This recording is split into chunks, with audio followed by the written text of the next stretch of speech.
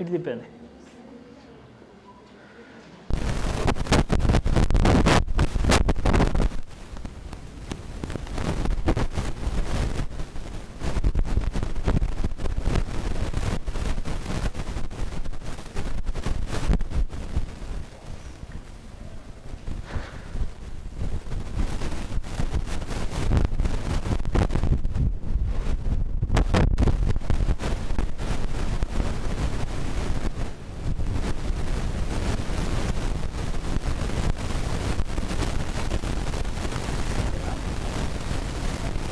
Good evening.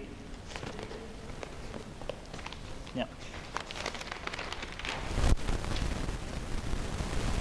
First,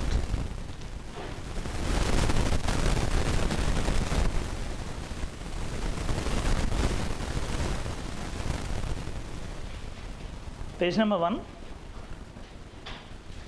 Okay, ఈరోజు వెనకనండి వద్దాం. Okay, back side నుండి వద్దాం ఈరోజు అంటున్నా. Okay, see page number 14, world page. Page number 14, world page. See first of all, regarding sports, don't read any sports articles. Sport articles ఎందుకంటే exam కదా, అంత important కాదు. But it doesn't mean UPSC never asked questions with respect to sports. For example, in 2021 prelims, they had asked 3 questions related to sports. అయితే దానికోసం అని చెప్పి మనం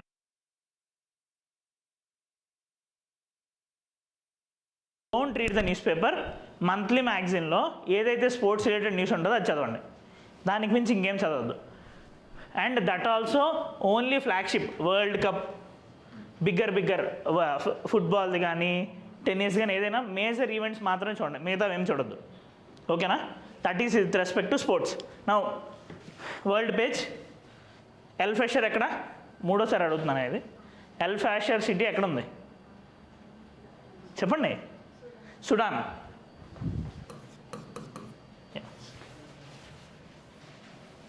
See there, right top Khartoum, right top చూడండి. Hunger monitor confirms. Hunger monitor AC remote అక్కడ ఉందా?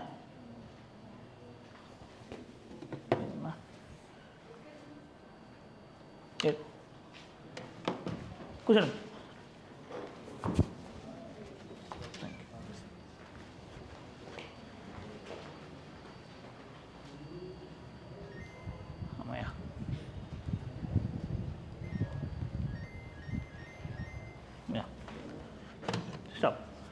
Hunger monitor confirms famine in Darfur's El Fasher, another city.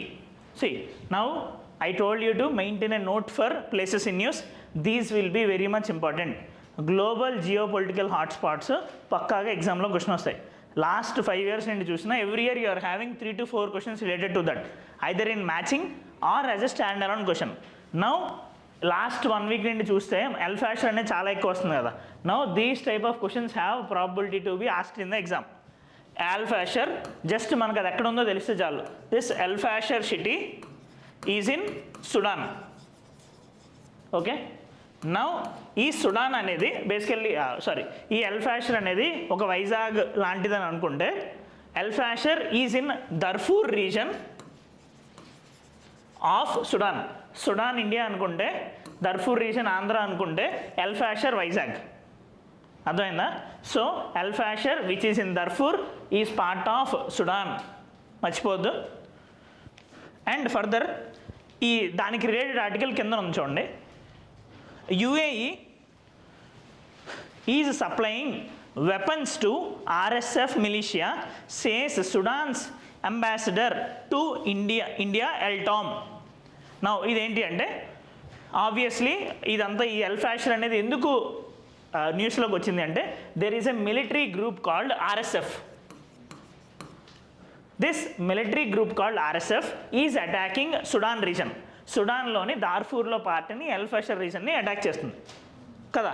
Now దీనికి that Sudan's spokesperson ఈ speaking to Indian counterpart. ఇండియాతో మాట్లాడుతూ ఆయన ఏం చెప్తున్నాడు అని అంటే యూఏఈ వాళ్ళు ఈ అటాక్స్ అన్ని చేస్తున్నారు అని చెప్పి చెప్తున్నాడు. అయితే యూఏఈ అక్కడ ఎందుకంటే ఇంటర్నేషనల్ లెవెల్లో దీని గురించి వచ్చే న్యూస్ ఏంటి అంటే this RSF is nothing but one of the militant group inside Sudan only. బయట వాళ్ళు ఏమీ కాదు, వాళ్ళే దే వాంట్ సపరేట్ రీజన్ అని చెప్పి గవర్నమెంట్ని టేక్ ఓవర్ చేయడానికి ఫైట్ చేస్తున్నారు అని చెప్పి.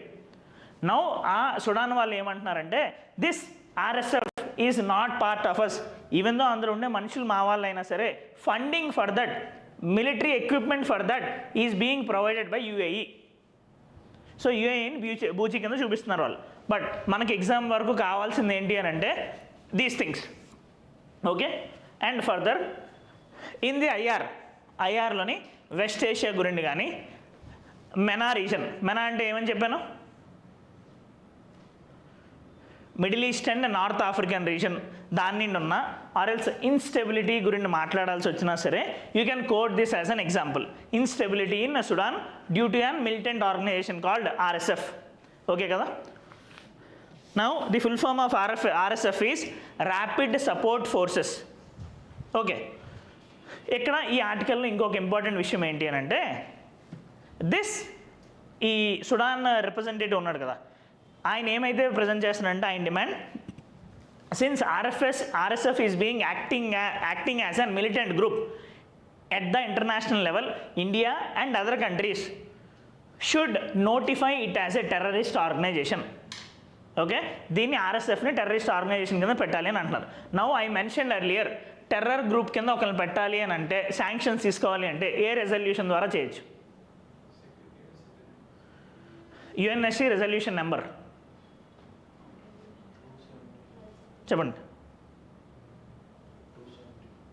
1267 యుఎన్ఎస్సి రెజల్యూషన్ 1267 ద్వారా. ఇది కూడా ప్రాబబుల్ క్వశ్చన్ ఎందుకంటే చాలా డేస్ నుండి వస్తుంది. యుఎన్ఎస్సి రెజల్యూషన్ 1267 ద్వారా we can notify some person or a group as terrorist group or terrorist person. Okay, yeah, ఇక్కడ మనకు తెలియాల్సింది అయితే అంతే. And one more thing, this Sudan also hailed India for its efforts to send humanitarian aid to Sudan. Okay, అంటే ఈ difficult సినారియోలో కూడా India is sending relief measures, food, medicines ఇవన్నీ పంపిస్తుంది. Now there is a separate name which you need to use this in IR answers. దీన్ని ఏమంటారు అంటే this is called HADR. India ఏదైనా తీసుకునే మెజర్స్కి ఫర్ ఎగ్జాంపుల్ ఇది ఎక్కడ మీరు వాడతారు అంటే ఇఫ్ IR 4 క్వశ్చన్స్ వస్తాయన్నాం కదా, one is India and major power USA, Russia, China. One is India neighbourhood. Third is India and an international organisation, India కదా, ఒక international organisation, UN and all UN related bodies.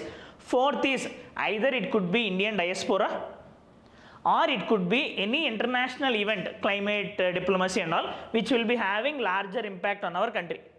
Now India ఏ కంట్రీకి help చేసినా సరే it will be doing in the name called HADR. దీన్ని humanitarian assistance and disaster relief అని అంటాం. Humanitarian assistance and disaster relief. Now India is supporting our Sudan in this manner. అర్థమైంది కదా. Okay, next please. అర్థం కాలే, రాసుకోవచ్చు, ఏం కాదు. నో దాంట్లో ఇవి వస్తాయంటే if we're doing something for the name of sake of us. Now ఇవన్నీ కారణం ఏంటంటే all these countries, India most probably it will be helping global south countries. Global south అంటే ఏంటి? Developing nations. India will be mainly helping these developing nations. So global south countries help చేస్తున్నాం కాబట్టి we want to project our self as leader of the global south, voice of the global south. So దాంట్లో భాగంగా ఇది చేస్తున్నట్టే.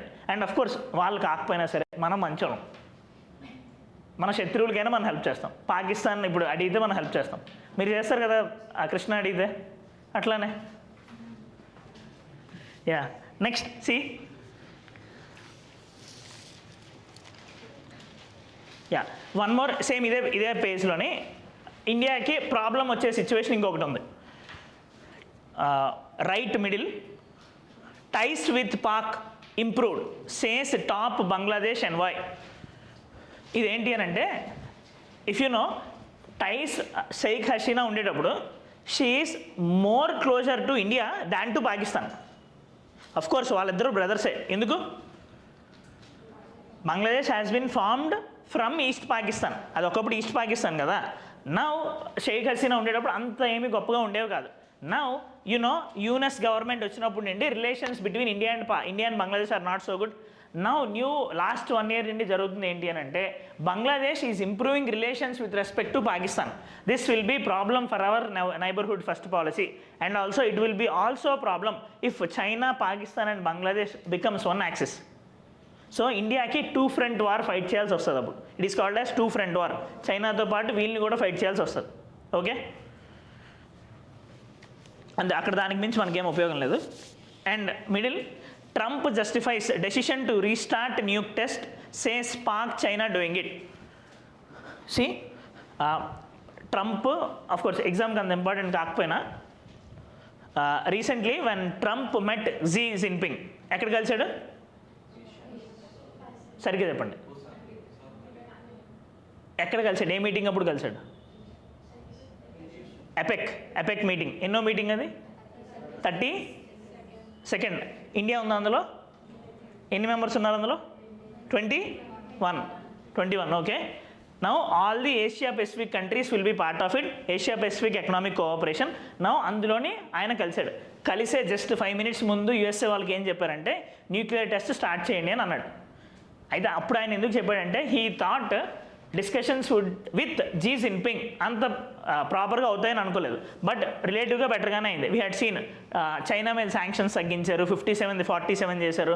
నవ్వు India మీద ఇంకా 50% ఉన్నాయి, but China మీద ఇంకా తక్కువ ఉన్నాయి అని చెప్పి China had also accepted some additional, వాళ్ళకు కూడా కొంచెం హెల్ప్ చేయాలి అని చెప్పి. నౌ ఈయన ఏం రీజన్ చెప్పి న్యూక్లియర్ టెస్ట్ చేయమన్నాడు అంటే యుఎస్ఏ వాళ్ళకి already Pakistan and China are doing that, so we will be in backward position if you're not doing, so you also do అని చెప్పాడు అంతే. జస్ట్ ఆయన వదిలేసి ఎన్నో 100 మాటలు అదొక మాట. యా, నెక్స్ట్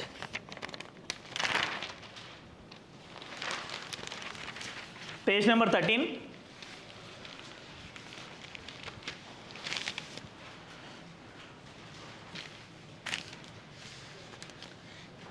ఈడీ, ఇది కూడా ఒక 5th టైం ఏమో మనం డిస్కస్ చేయడం. ED attaches 7,500 crore assets linked to Anil Ambanis Reliance. Okay, Anil Ambani, Mukesh Ambani చేసిన ధైర్యం వాళ్ళకి లేదు. Anil Ambanis Reliance, basically that is called RCom, Reliance communication అని. నౌ ఈ ఆర్కామ్ వాళ్ళ అసెట్స్ అటాచ్ చేసింది ఈడీ. దాని బ్యాక్ స్టోరీ ఏంటి అంటే ఇన్ 2010 or 2005 ఆ టైంలోనే Anil Ambani had taken loans to the amount of around 40,000 crores. అవి డిఫాల్ట్ అయిపోయాడు, హీఈస్ అనేబుల్ టు పే. అయితే ఆ మనీని మిస్యూటిలైజ్ చేశారు అని చెప్పి ED had started attaching funds. మనకి ఎగ్జామ్కి అది కాదు కావాల్సింది, we need to know the powers of ED. Okay, now ED will be getting powers mainly from, ED full form ఏంటి? Enforcement directorate. Mainly it will be getting powers from a legislation called ఏంటిది? Prevention of money laundering act. Prevention of money laundering act కింద వీళ్ళకి వస్తుంది. That means ED is mainly an financial organisation. Financial frauds అవ్వకుండా చూసుకోవాల్సిన పని దాంది. సిబిఐకి ఈడీకి difference ఏంటి మరి? సిబిఐ కూడా చూస్తుంది కదా, జగనన్న కేసులు బోల్డ్ అని సిబిఐలో ఉన్నాయి కదా. మరి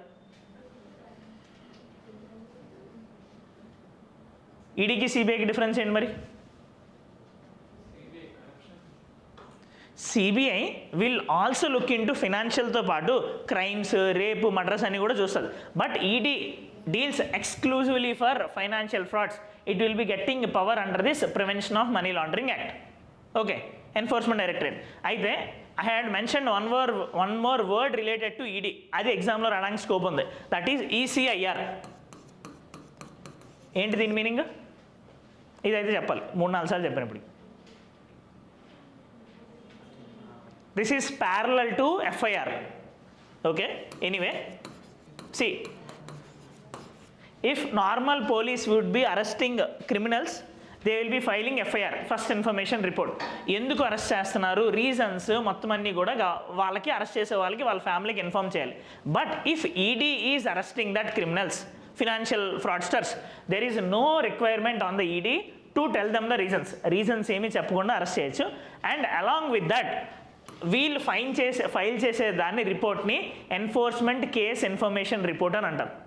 that they can hide it completely. They need not give that to the victim అనక్కర్లేదు, దట్ ఫ్రాడ్స్టర్ వాళ్ళకి ఇవ్వాల్సిన అవసరం లేదు. ఓకే కదా? Yeah. And ED will be getting power along with this PMLA fugitive economic offenders act. Fugitive economic offenders act ఇది 2018లో వచ్చింది. First time Nirav Modi మీద వేశారు ఇది. Okay, this act will be applicable if a person does a financial fraud of greater than 100 crores. 100 crores కన్నా ఎక్కువ financial fraud చేస్తే వాళ్ళ మీద ఇవి అప్లికబుల్ అవుతుంది.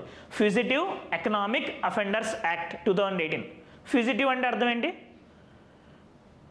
ఫ్యూజిటివ్ మీన్ చీటర్, ఫ్రాడ్ చేసిన ఆయన. ఓకే, నెక్స్ట్ ఈరోజు పేపర్లో అన్నీ మనం ముందు డిస్కస్ చేసినవే ఉన్నాయి. సుప్రీంకోర్టు క్లారిఫైస్ సెంటర్ ఏమైంది, రెండు ఉన్నాయి ఏదో తెలియదు ఇందులో.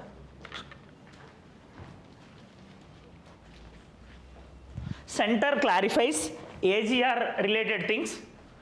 Supreme Court clarifies center can reassess all AGR dues of Vodafone. Now, మీకు నేను ముందు AGR గురించి ఏం చెప్పండి. What is the full form of AGR? Adjusted gross revenue. Now దీని గురించి డిస్కషన్ ఎందుకు వచ్చింది?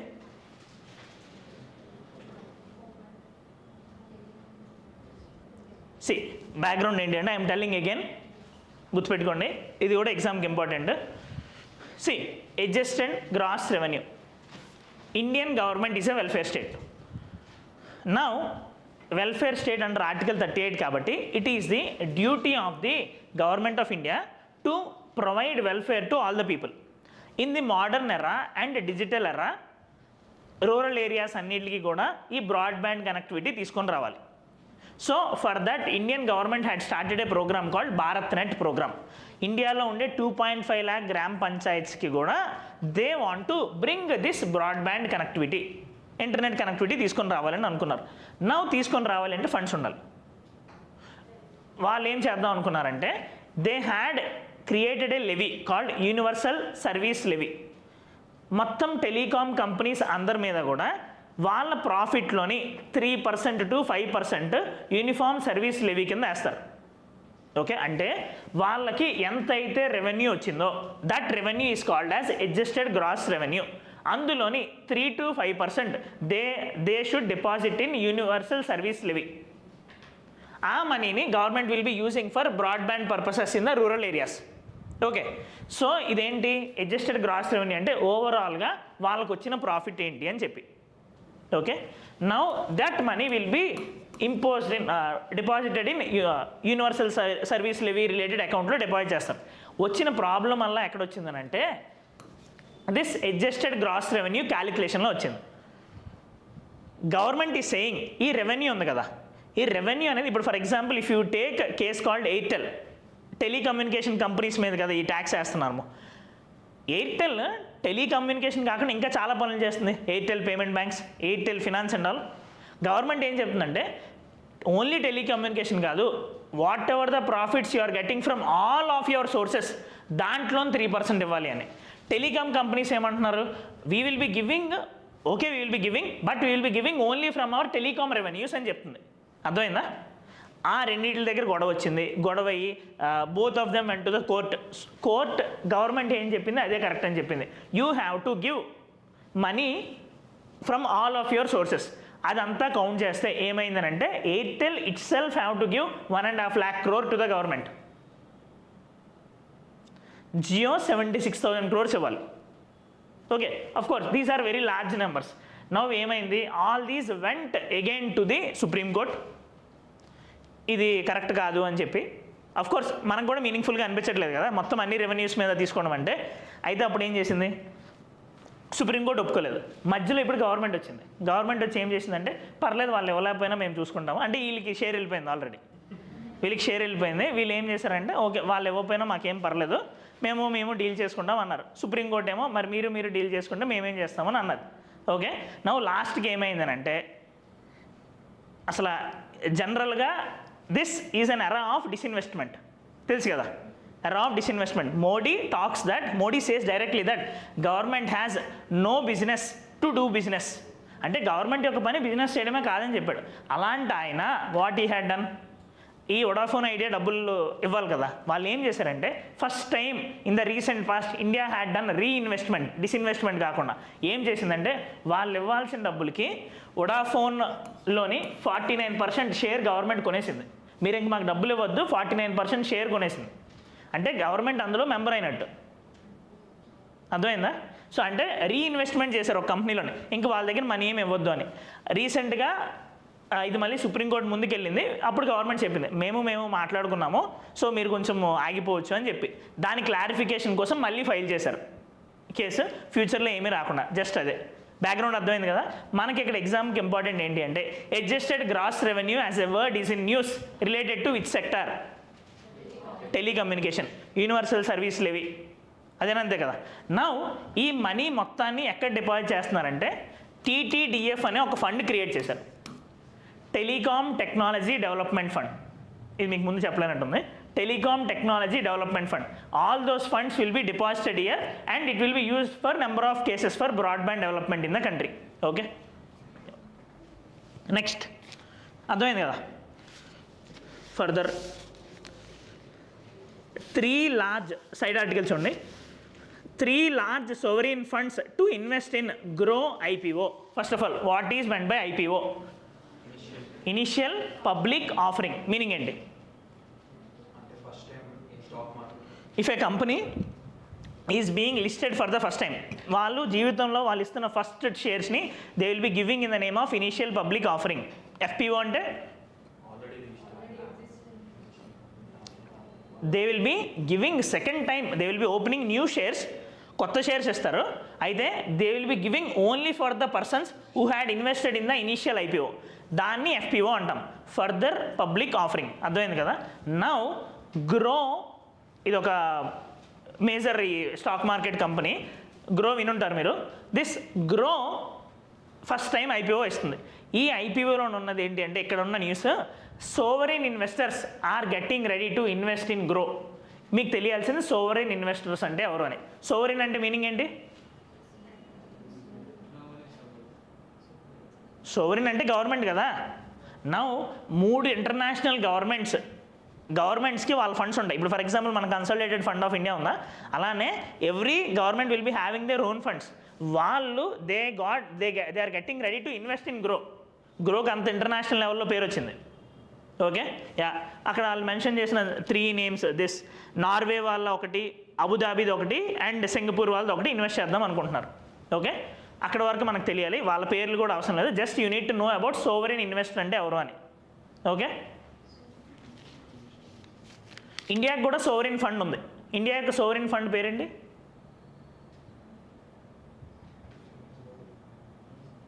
Indian government. ఇప్పుడు వీళ్ళు ఎలా అయితే ఇన్వెస్ట్ చేయడానికి ఇప్పుడు నార్వే, సింగపూర్ ఇన్వెస్ట్ చేస్తున్నారు కదా, similarly Indian government will also B investing in other countries.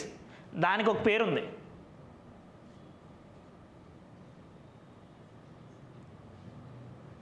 రేపు చెప్పండి నాకు. నేషనల్తోనే స్టార్ట్ అవుతుంది కూడా. Okay, next here next strong demand. Sovereign fund అంటే ఏంటో అర్థమైంది కదా, completely owned by the government. Okay, strong demand lifts manufacturing PMI to 59.2% in October. మనము ఈ మ్యానుఫ్యాక్చరింగ్ రిలేటెడ్ ఇండెక్స్ ఏం డిస్కస్ చేసాం అర్లియర్? 2 ఇండెక్స్లు డిస్కస్ చేసాం. ఇండస్ట్రియల్ ప్రొడక్షన్కి కోర్ సెక్టార్స్ ఒకటి, ఇంకొకటి index of industrial production. Good. Now ఈ index of industrial production, core sectors, core index of 8 core sectors, ఈ 2 మనం ముందు చూసాం కదా. ఇంకొకసారి చెప్తున్నాను, జస్ట్ వినండి. This index of industrial production will be released by NSO. It will B analysing all the industries growth monthly basis. ఇవన్నీ కూడా monthly బేసిసే. all the industries in the country. అంటే different industrial sector. Now ఈ core sectors ఏంటి, it will be looking at only 8 core sectors. Only 8 core sectors యొక్క growth మాత్రమే చూస్తుంది. That means we can say core sector is a subset of index of industrial production కదా. Now core sectors weightage in IIP ఎంత 40.27%. Okay, now ఈ 8 core sectors ఏంటి, this will be released by 8 core sectors.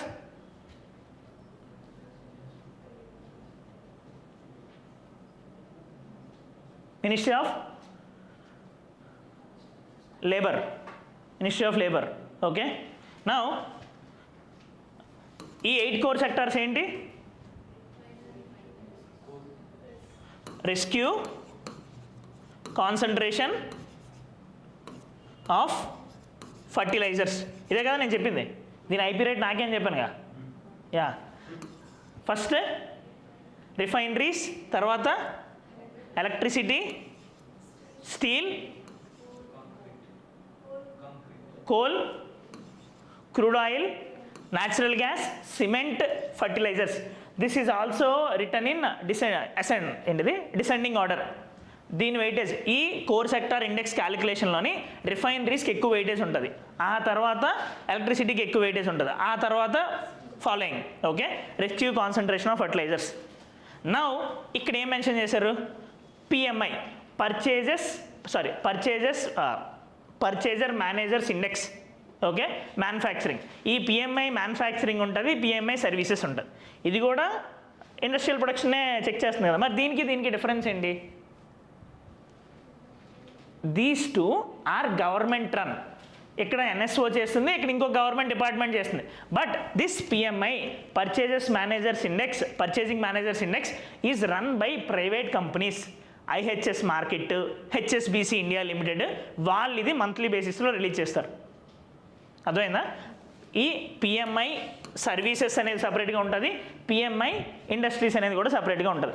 Now all these values will be used by the government of India in giving our GDP values. లాస్ట్లో మన GDP value final చేయడానికి ఇవన్నిటిలో వచ్చిన data మొత్తాన్ని వాళ్ళు తీసుకుంటారు. Okay, ఇది కాకుండా ఇంకొక టైప్ ఆఫ్ ఇండస్ట్రియల్ ఇండెక్స్ ఉంది. మీరు ఇండస్ట్రీ చాప్టర్ చూస్తే అక్కడ వస్తాయి ఇవన్నీను. స్టాటిక్ పార్ట్లో యాన్యువల్ సర్వే ఆఫ్ ఇండస్ట్రీస్ అనేది ఇంకొకటి ఉంటుంది, అది ఒకటి చూడాలి. Okay, and of late last 4-5 years నుండి దీని నుండి క్వశ్చన్ రావడం మానేశారు. బట్ 2016, 17, 18 ఆ టైంలోనే every year there use to be 1 question from these things. చూసుకోండి ఒకసారి, మళ్ళీ వచ్చినా రావచ్చు. ఓకే, నెక్స్ట్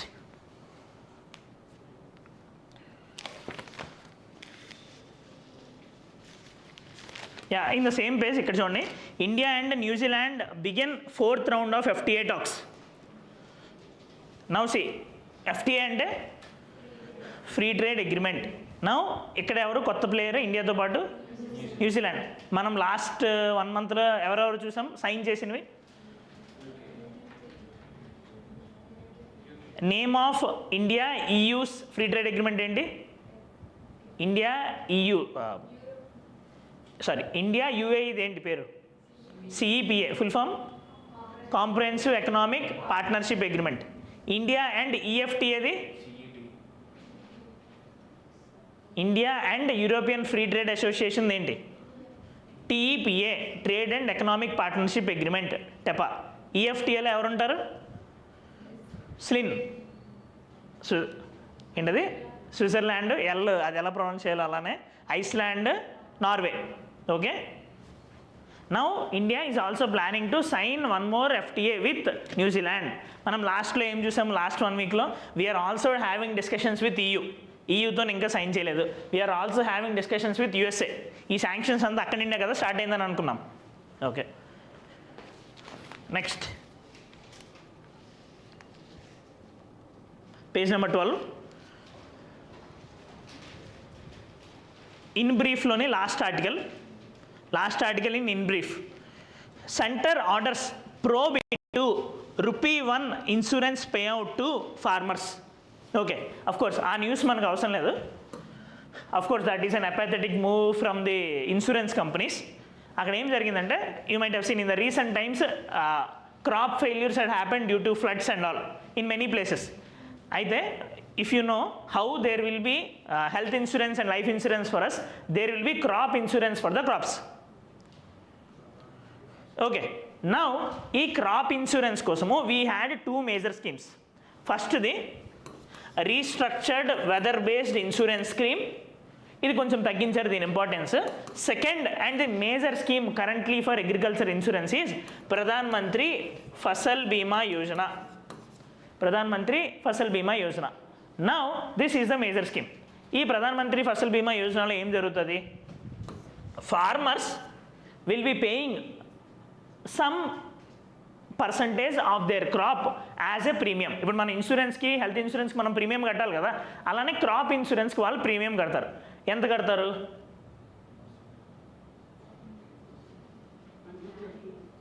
చెప్పండి. అక్కడ లేదు, నేను ముందు చెప్పాను క్లాస్లో, మీరున్నారు ఆ రోజు క్లాస్లో. Okay, if it is a kharif crop farmer will be paying 1%. If it is rabi crop, farmer will be paying 2%. If it is horticulture crop, farmer will be paying 5%. Okay, kharif, rabi, horticulture 1, 2, 5. No ఆ balance premium ఎవరు కడతారు అంటే premium amount ఎంతైతే ఉంటుందో అందులో నా 5% 2% farmer కడతారు. Balance amount will be shared between the centre and the state. Now earlier condition ఏంటి అంటే it will B equally shared between the centre and the state. Now centre ఏం చేసిందంటే మేము ఈక్వల్గా చేయము, మీరు ఎంత కావాలంటే మీరు మ్యాక్సిమం కట్టండి, మేము బ్యాలెన్స్ కడతామని అన్నారు. Okay, Pradhan Mantri Fasal Bima Yojana basically and crop insurance scheme. Now ఇంకొకటి ఈ స్కీమ్ గురించి మీకు తెలుసుకోవాల్సింది ఏంటి అని అంటే under what conditions insurance will be given. Disasters ఏమొచ్చినా ఇస్తారు, పోస్ట్ హార్వెస్ట్ లాసెస్ వచ్చినా సరే ఇస్తారు. That is more important. మిగిలిన ఫ్లడ్స్, డ్యామేజ్, ఫారెస్ట్ ఫైర్స్ ఇలాంటివి ఏమి వచ్చినా ఆటోమేటిక్గా వస్తాయి.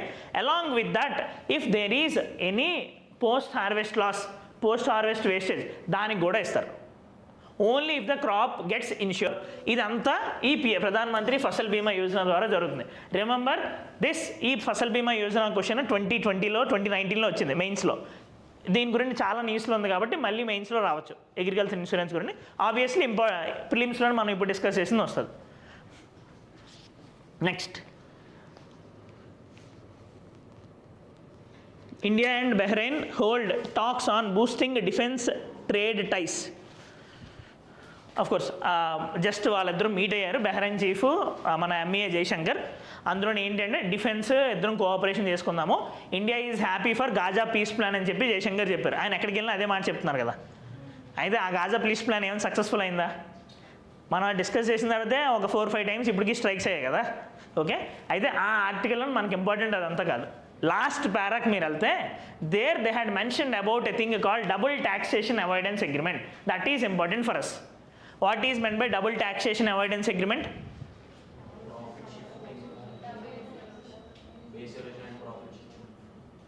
Profit sharing అది BEPS.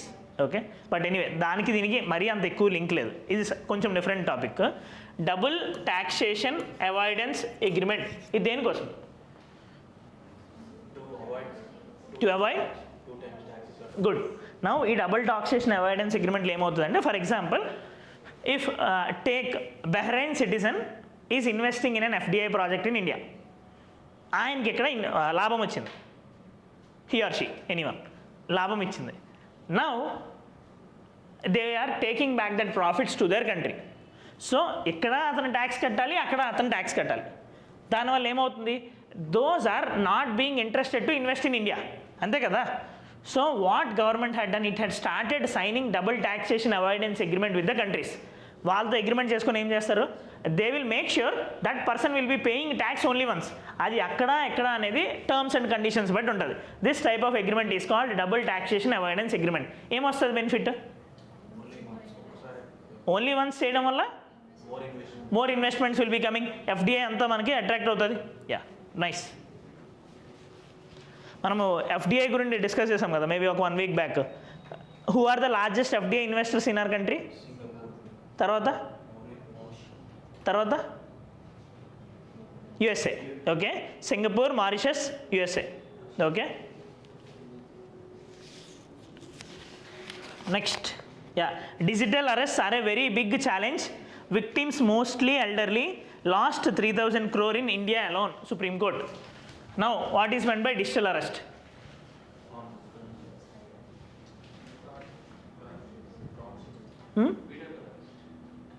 ఓకే ఏమవుతుంది ఏమని బ్లాక్మెయిల్ చేస్తారు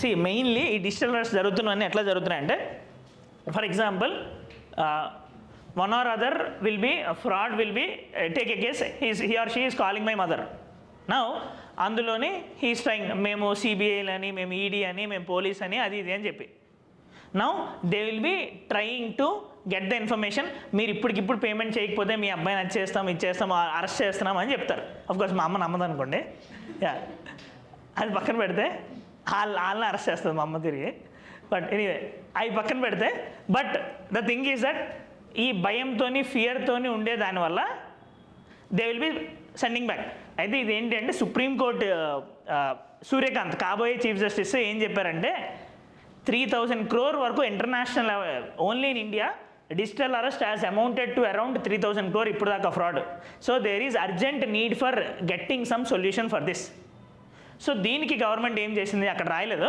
గవర్నమెంట్ ఏం చేసిందంటే you might have heard about certain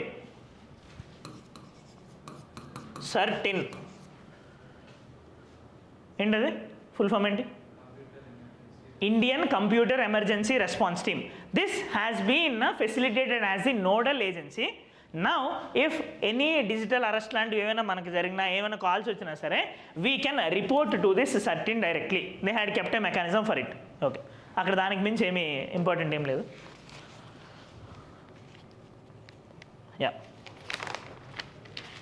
ఇక్కడ ఇందాక మనం క్రాప్ ఇన్సూరెన్స్ డిస్కస్ చేస్తున్నాం కదా ఇది ఎందుకు న్యూస్లో వచ్చింది అంటే ఫార్మర్స్కి ఇన్సూరెన్స్ అయిపోయిన తర్వాత పేమెంట్ చేయాలి కదా లాస్ అయితే చాలామంది ఫార్మర్స్కి 1 రూపీ 3 రూపీస్ ఇలా పడ్డాయి కరెక్టా ఏదో మిస్టేక్ వల్ల పడింది సో అగ్రికల్చర్ మినిస్టర్ దాన్ని క్వశ్చన్ చేస్తున్నాడు next Bihar elections yeah page number 10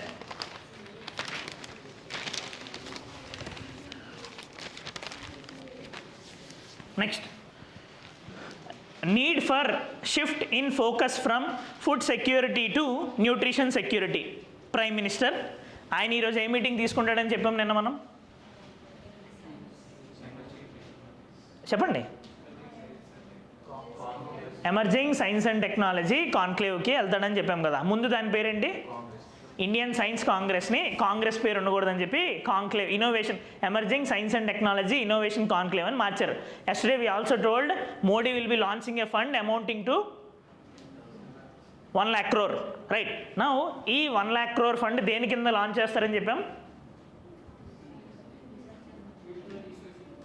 Anusandhan National Research foundation కింద చేస్తారని చెప్పాం కదా అఫ్ కోర్స్ నిన్న ఆర్టికల్లో రాయలేదు నాకు అనిపించింది దానినే చేస్తారని they had announced in that manner only Anusandhan National Research foundation కింద ఈ ఆర్టికల్లో చూడండి అనుసంధాన్ నేషనల్ రీసెర్చ్ ఫౌండేషన్ కింద 1 lakh crore తీసుకుని వచ్చారు now what we told why there is a need for this fund additionally ఏమని చెప్పాం నిన్న India faces a problem with respect to దాన్ని ఏమంటారు GERD, right?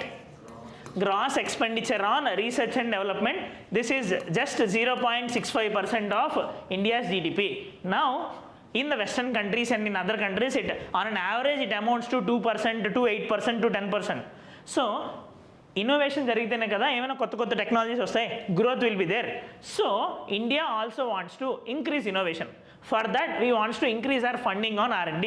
దాని కోసం ఏం చేద్దాం అనుకున్నాం మనం 1 lakh crore ఇందులో ఇన్వెస్ట్ చేద్దాం అనుకున్నాం దీన్ని డెవలప్ చేయడానికి so for that what we had done we had come up with an research organisation called Anusandhan National Research Foundation this is formed under Anusandhan National Research Foundation Act 2023 ఇలాంటిది ఒకటి తేవాలి అని చెప్పి NEP 2020లో న్యూ ఎడ్యుకేషన్ పాలసీ 2020లో already mention చేశారు okay Anusandhan National Research Foundation Act 2023 okay now who will be the head of this అంత డబ్బులు ఉన్నప్పుడు పెద్ద ఆయనే కూర్చుంటాడు okay prime minister is the chair person of this Anusandhan National Research foundation what is the earlier body? Sarbh. Okay, దీనికన్నా ముందు ఇండియాలో research కోసం ఉంది, but it is not functioning effectively. The name of that body is Science and Engineering Research Board. This is also a statutory body formed under SERB Act 2008. దాన్ని replace చేస్తూ government had come up with this Anusandhan National Research foundation. Got it? Now ఈ meeting అవుతుంది కదా, this ESTIC meeting, emerging science and technology innovation conclave.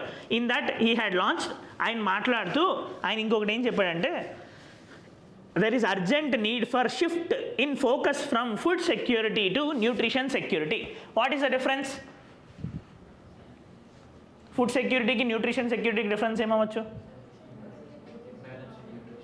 Yeah, there is food security ante at least తినడానికి availability, accessibility and of that food, availability, accessibility and affordability of that food. Now ఈ nutrition సెక్యూరిటీలోని quality and utilisation కూడా మనం చూస్తాం. అంటే ఏంటి? The food we are taking, దాంట్లోని కావాల్సిన nutrients, proteins, vitamins, minerals అన్నీ ఉన్నాయా లేదా అని చెప్పి. If there is any shortage of that we can call it as malnutrition. దాన్నే హిడెన్ హంగర్ అని కూడా అంటారు. దానివల్ల ఏమవుతుందంటే ఈవెన్ ఫుడ్ తీసుకున్నా సరే child stunting, wasting, underweight ఇలాంటివన్నీ జరుగుతాయి. ఓవర్ వెయిట్ అయినా సరే, కార్బ్స్ మరి ఎక్కువ తీసుకున్న ఓవర్ వెయిట్ లాంటివి ఏదైనా సరే. ఓకే, అర్థమైందా? న్యూట్రిషనల్ సెక్యూరిటీ లేకపోవడం అంటే ఏంటి? Our body is not having sufficient need of nutrients, beat minerals, vitamins, proteins ఏదైనా సరే. ఏంటి కారణం హిడెన్ హంగర్కి? హిడెన్ హంగర్ అంటే ఓన్లీ అండర్ వెయిటే కాదు, ఓవర్ వెయిట్ అయినా సరే. What is the reason? దాని ఇంకో చెత్త ఫుడ్ తినడం, పిజ్జా, బర్గర్లు అన్నీ ఎక్కువ తినడము, మామూలు ఫుడ్ తగ్గించడం. అఫ్ కోర్స్ అందరికీ అప్లికబుల్ అండి. నా సో దానివల్ల ఏమవుతుందంటే required nutrients for the body we are unable to take that, we are unable to take required nutrients. ఆయన ఏం చెప్తున్నాడంటే, నౌ ఇది ఒక సైన్స్ అండ్ టెక్నాలజీ ఈవెంట్ కదా, you should focus on this, you should focus on shifting focus from food security to nutrition security. దానికి ఏం చేయమంటున్నాడంటే ఆయన, మీరు రీసెర్చ్ చేయండి ఎలాంటి అగ్రికల్చరల్ మీరు తయారు చేయాలంటే అవి తీసుకునేటప్పుడు, నార్మల్ ఫుడ్స్ తీసుకునేటప్పుడు కూడా న్యూట్రిషన్ రావాలి. For example bio fortification, food fortification. ఏంటి అవి? దాని meaning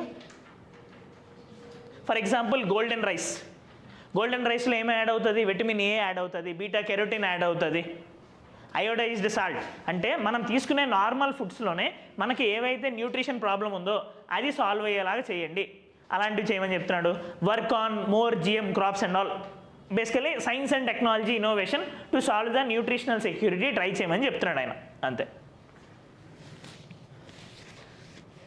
Now as I mentioned earlier, this event will be happening through 11 thematic sessions.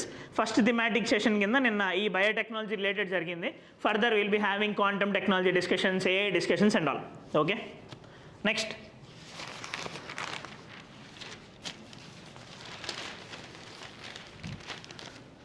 Page number 8 editorial. Okay, women's world first article. The World Cup win came after a long struggle on and off the field. On and off the field, of course, you might be knowing Indian women had won first Indian World Cup to India. Now, India third time final ki ellindi. Already 2017 lo final ki ellindi, mundu okkar final ki ellindi, but our women were unable to win that. Now, this 2025 World Cup is like Kapil Dev movement for India. 1983 world cup ఎలా అయితే men's world కప్కి వచ్చిందో, this is that moment for India. అయితే ఈ ఆర్టికల్లో మనకు తెలుసుకోవాల్సింది అదంతా కాదు. Of course resilience and strength of the Indian women తెలుస్తుంది. దాంతోపాటు for and ethics there is a greatest example mention here. ఏంటి అంటే they had mention about their coach called Amol Muzumdar. ఎథిక్స్లో చాలా బాగుంటుంది. ఈ అమోల్ ముజుమ్దర్ ఎవరు అని అంటే గుర్తుపెట్టుకోండి, చాలా ప్లేసెస్లో వాడచ్చు. He is a contemporary of Rahul Dravid, Sachin Tendulkar. వాళ్ళతోని he had played the cricket, but of course he is a good player, first class cricket చాలా వరకు మంచిగా ఆడాడు. But he hadn't got any chance to play for the main Indian team. International ఈవెంట్స్లో play చేయడానికి chance లేదు. But he had continued his passion. Now he had joined as Indian women. No ఇది ప్యాషన్కి, పర్సెవరెన్స్కి, అన్నింటికి ఇంపార్టెంట్ కదా, స్కిల్కి. If we really do hard work, one day our efforts will be paid of.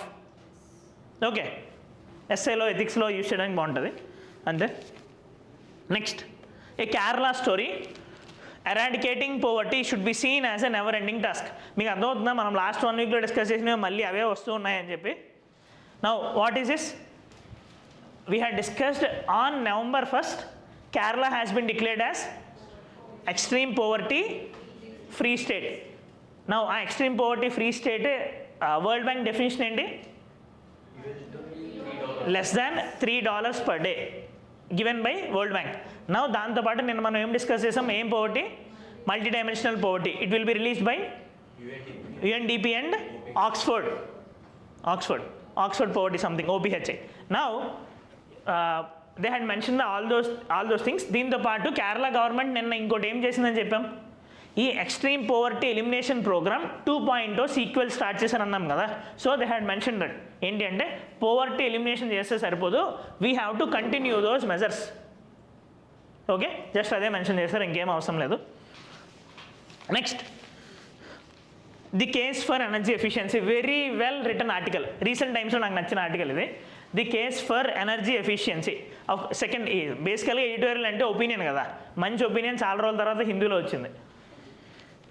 The case for energy efficiency. Now ఇది ఏంటి అని అంటే, since last 1 month what we are telling, we are feeling lot of happy. మన PIB, PRS అందరూ కూడా ఏం చెప్తున్నారంటే, India non fossil fuel 51% reach చేసింది, దీనివల్ల వీఆర్ ఫేసింగ్ మనం నెట్ జీరోకి దగ్గర అవుతున్నాము, 2030 టార్గెట్స్ ఇవన్నీ కూడా రీచ్ అవుతున్నామని చెప్పారు. He had given one more side. Of course నేను ఫస్ట్ టైం ఇది తెలుసుకున్నా. ఈ వన్ మోర్ సైడ్ ఏంటి అంటే, of course in the installed capacity we are having renewables of non fossil of 51%. మీకు ఏం చెప్పాను? 500 GW ఇన్స్టాల్డ్ కెపాసిటీ ఉంది, combining renewable and non renewable అన్నీ కలిపి, న్యూక్లియర్ ఎవ్రీథింగ్. అందులోని 255 ఈజ్ నాన్ ఫాజిల్, రెన్యూబుల్ అనుకుందాం ప్రస్తుతానికి. అంటే 50% ఉంది కదా, 51%. అయితే this is only installed capacity. యూటిలైజేషన్కి వచ్చేసరికి what we're utilising in reality, renewable is only 22%. Balance 78%, 78 balance 78% we're utilising coal. అంటే ఇన్స్టాల్డ్ నుండి మనీ వెళ్తాయి. ఇన్స్టాల్డ్ పవర్ అంటే అర్థం ఏంటి? ఎవ్రీడే ఎంత ప్రొడ్యూస్ అవుతుందని చెప్పి, ఎంత కెపాసిటీ ఉందని చెప్పి, that is installed capacity. But power utilisation మాత్రము generation in that most of the energy we're generating through coal, thermal energy. దానికి కారణం ఏంటి అని అంటే, we had discussed about a problem called intermittency. So okay, first of all main peak consumption a టైంకి ఉంటుంది రోజులో? ఎక్కువ పవర్ రిక్వైర్మెంట్ ఏ టైంకి ఉంటుంది? ఈవినింగ్ 7 ఆ టైం తర్వాత కదా. ఈవినింగ్ 6 to 10 ఆ మధ్యలో అందరూ టీవీలు ఆన్ చేసుకొని, ఏసీలు ఆన్ చేసుకొని ఆఫీసుల నుండి ఇంటికి వెళ్ళే టైం కదా. ఎందుకంటే అందరూ ఆఫీసుకి వెళ్ళేటప్పుడు వాళ్ళ ఇల్లంతా షట్ డౌన్ చేసి ఉంటుంది కదా, right? So peak consumption time, ఆ పీక్ కన్జంప్షన్ టైంలో సన్ ఉంటాడా? రైట్. నౌ సన్ మొత్తం 24 hours లేకపోవడాన్ని ఇంటర్మిటెన్సీ ప్రాబ్లం అన్నాం కదా. దానివల్ల ఏమవుతుందంటే, ఆ పీక్ టైంలోని there is no option of storage for us currently. దానివల్ల ఏమవుతుందంటే, we're generating energy from the coal and giving it. అర్థమైందా? This is called intermittency problem. దాని ద్వారా దీన్ని వీళ్ళు ఏమంటున్నారంటే, is calling it as grid emission factor. Grid emission factor అంటే basically నార్మల్గా మనం ఏమనుకుంటున్నామంటే, 50% of our energy is coming from renewable sector. కాకపోతే in reality India's grid emission factor is 0.727 currently. మనం ఏమంటున్నాము, we had increase our renewable share in the last 5 years అన్నాం కదా. అదే last 5 yearsలో grid నుండి ఎంత ఎమిషన్ వస్తుంది అని చూస్తే, how many turns per 1 carbon dioxide పెరిగింది. మరి తగ్గాలి కదా ఐడియల్గా it should be reduced because we went to clean energy. But in 2021 it used to be 0.703, but now it has increased to 0.727. దానికి కారణం ఏంటి? బికాజ్ ఈ పీక్ టైంలోని we're going for non renewables, coal, natural gas అక్కడి నుండి మనం utilise చేస్తున్నాం. ఎందుకంటే అవి రెడీగా ఉంటుంది కదా, ఆ ఎనర్జీని మనం పంపిస్తున్నాం. ఇవన్నీ గ్రిడ్ కనెక్టెడ్ కదా, అలా పవర్ జనరేట్ అవుతూ పంపిస్తూ ఉంటారు. This will be happening in a cyclical manner. Okay, so ఆయన ఏం చెప్తున్నాడంటే ఈ ప్రాబ్లం అంతా సాల్వ్ అవ్వాలి అంటే, okay, you are looking from the supply side of the prism, మనం ఏం పంపిస్తున్నామని చూస్తున్నారో దట్ ఈస్ ఇంపార్టెంట్. అయితే మీరు అనుకుంటున్న ఆ టార్గెట్స్ అన్నీ రీచ్ అవ్వాలంటే that won't be sufficient, you have to work upon energy efficiency అని చెప్తున్నాడు. Now what is this energy efficiency? Efficiency ఏంటండి? సేమ్ టైంలోనే ఇంకా మంచిగా వర్క్ చేయడం కదా, that is efficiency in any sector. He is pushing for energy efficiency. అంటే for example say అలాంటి ఉన్న పవర్ని మనము బెటర్గా యూజ్ చేసుకోవాలి. ఈ ఏసీస్ ఇవన్నిటిలో కూడా 4 స్టార్ 5 స్టార్ వాడాలి. ఈ కూలింగ్ మెకానిజమ్స్ ఉంటాయి చూడండి, ఏసీ అవసరం లేకుండా గ్రీన్ కూలింగ్ మెకానిజమ్స్ లాంటివి వచ్చాయి. వాల్స్కి ఏమో వైట్ కలర్ పెయింట్, రూఫ్ టాప్స్కి వైట్ కలర్ పెయింట్ చేయడము, ఇలాంటి న్యాచురల్ మెథడ్స్ అన్ని యూజ్ చేసి ఉన్న ఎనర్జీని మనం రిలేటివ్గా తగ్గించుకోవాలి, ఎనర్జీ ఎఫిషియన్సీ. ఓకే, నౌ అలాంటివి చేస్తే it will be better for India అని ఆయన చెప్తున్నాడు. దాంతోపాటు he is also mentioning about bureau of energy efficiency వాళ్ళు ఇవన్నీ 4 స్టార్ 5 స్టార్ అవన్నీ చేయాలి అని చెప్పి.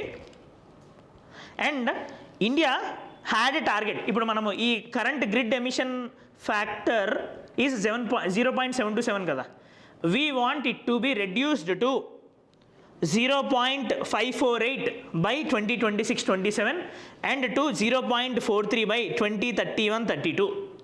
These values are mentioned in our National Electricity Plan. National electricity plan 2031 అనేది ఇండియా ఇచ్చుకుంది. ఆ 2031 కల్లా ఇండియా ఏం చేయాలి అని చెప్పి అందులో ఇదంతా మెన్షన్ చేశారు. ఓకే, అయితే రిమెంబర్, దీని గురించి ఫుల్ ఆన్సర్ అయితే ఎప్పటికీ రావడానికి స్కోప్ లేదు. While you are obviously clean energy గురించి ఏదో ఒక రూపంలో మనకి ఎన్విరాన్మెంట్లో వాడాల్సి వస్తుంది. There as one of the issue you can say grid emission factor is relatively higher in India. If you look at these Scandinavian countries, grid emission factor వాళ్ళకి చాలా తక్కువ, 0.1 to 0.2, మనకి 0.7. దానికి కారణం ఏంటి అంటే in those countries mainly they are getting power from nuclear. Nuclear ఎప్పుడు కావాలంటే అప్పుడు ప్రొడ్యూస్ అవుతుంది కదా, ఒకసారి స్టార్ట్ అయిపోతే. And further wind energy, right? Okay, అది reason. This is the essence of this article. నేను ఎందుకు దీన్ని పొగిడానంటే కొంచెం అన్యాక్సెప్టెడ్ ఒపీనియన్ని బాగా రిప్రజెంట్ చేశాడు కదా, అందుకు. Unpopular opinion. Next, India's IT dream is at a crossroads. Shashidhar రాశారు. Now India's IT dream is at a crossroads ఆర్టికల్లో మనకు పెద్దగా ఉపయోగపడేది ఏమీ లేదు. Because as an IT industry గురించి we will be getting question in 2 places in or complete GS. First place ఏంటి అంటే in the society, how IT sector, IT hubs are impacting the society అని చెప్పి. దానికి ఈ నాలెడ్జ్ అవసరం లేదు. మీ ఈ లివ్ ఇన్ రిలేషన్షిప్స్ ఇవన్నీ ఎక్కువైపోవడం ఐటీ ఇండస్ట్రీ వల్ల, అది సెకండ్. రైట్, సెకండ్ది we have a topic called factors affecting the location of industries in geography. అందులోని you need to learn what are the factors which are affecting the location of IT industry. Okay, ఆ రెండు తెలుసుకోవాలి. అయితే ఈయన రాసిన దాని యొక్క ఎసెన్స్ ఏంటి అని అంటే, he is telling once upon a time IT sector jobs అందరూ చాలా ఇంట్రెస్ట్తో తీసుకునేవారు. టీసీఎస్, ఇన్ఫోసిస్ లాంటివి వస్తే చాలా హ్యాపీగా ఫీల్ అయ్యేవారు. But now is the era of layoffs. Recently TCS had announced 20,000 లే ఆఫ్స్. సో ఐటీ సెక్టర్లో అనుకున్నంత గొప్పగా ప్రస్తుతానికి లేదు. There are many, and this is not only case in India, there is same is happening in USA. He had mentioned how artificial intelligence is leading to layoffs, how slowdown is leading to layoffs. ఇవన్నీ కూడా mention చేశాడు. మనకి ఎగ్జామ్కి అయితే అంత అవసరం లేదు అంత.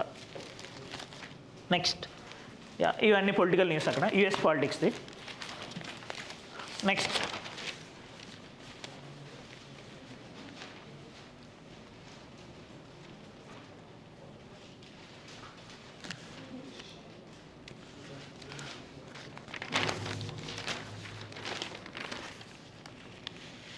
see here in brief లోనే page number 6, first page number 6 in బ్రీఫ్లో CM to lay stone for Akshay Patra kitchen in Kodangal. CM to lay stone for Akshay Patra kitchen in Kodangal. అయితే అది ఆఫ్ కోర్స్ మనకు అదంతా అవసరం లేదు. అందులో కావాల్సింది ఏంటి అంటే we need to know about this Akshay Patra foundation. This is an NGO working for the social welfare of our country. నా వీళ్ళ యొక్క పని ఏంటి అంటే they will be implementing the government schemes. Akshay Patra foundation మీరు వినే ఉంటారుగా, హరే కృష్ణతో కలిసి చేస్తారు. Now that will be implementing the mid day meal scheme of our country. Akshay Patra foundation mid day meal scheme implement చేస్తుంది. This you can quote in example in NGO answer. NGO is a very important topic in our governance. NGO regulation, NGO functioning, issues in the NGO దాని నుండి వస్తుంది. Utilities of NGO కింద రాసేటప్పుడు it will be helping in better scheme implementation and policy implementation కింద ఇది మీరు coat చేయొచ్చు. Okay,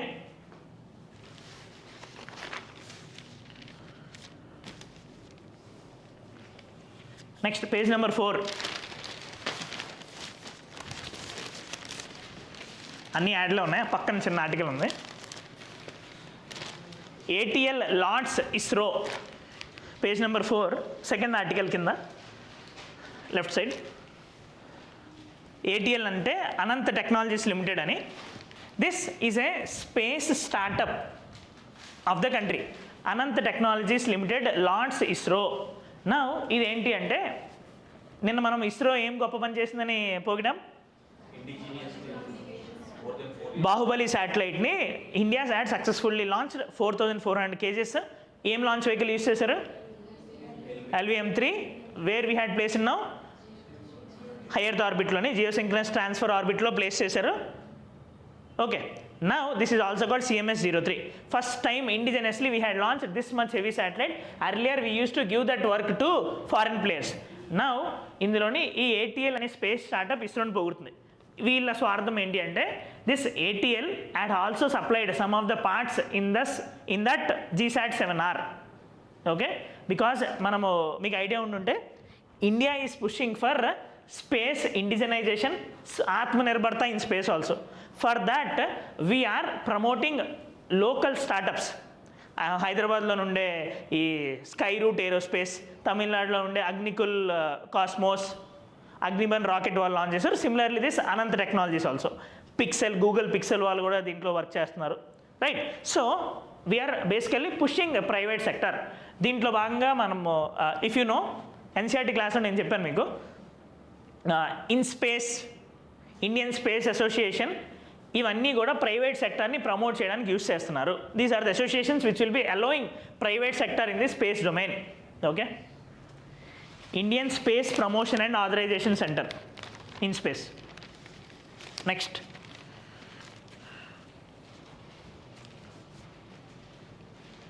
page number 2 కిందన NGT gives go ahead to road widening where accident occurred. Of course, it is a pity situation that unfortunately day by day road accidents are increasing.